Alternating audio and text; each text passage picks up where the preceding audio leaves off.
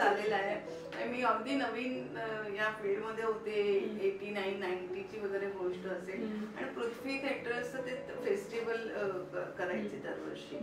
तर त्या अनुषंगाने मला ती असाइनमेंट दिली होती आमच्या एडिटरने की त्यांचा इंटरव्ह्यू कर. आणि तेव्हा ते नेपियन्सी रोडला राहायचे शशीजी. मी जवळजवळ किती 10-15ला त्यांच्या घरी गेले आणि मी डोअरबेल वाजवली तर मला असं वाटलं नोकर बिकर कोणीतरी येईल.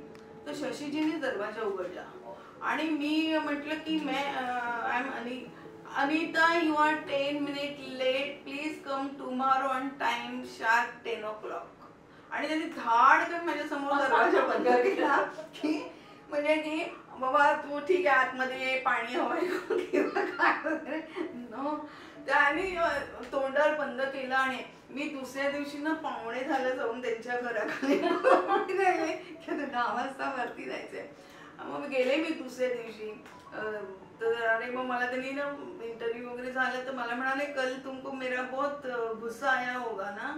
तर मी म्हटलं की हा मुझे बाकी में आया था. तर त्यांनी मला समजवलं की ते मला म्हणाले की बघ अनिता की तू ह्या फील्ड मध्ये जर का तुला करिअर करायचं असेल ना तर तुला पंक्च्युअल होणं गरजेचं आहे.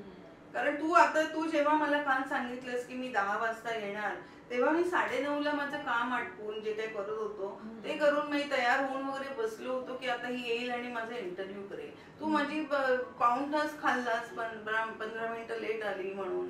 आम्ही तुम्हाला सांगू तो दिवस आणि आजचा दिवस आहे, मी कधी कुठे लेट गेले नाही.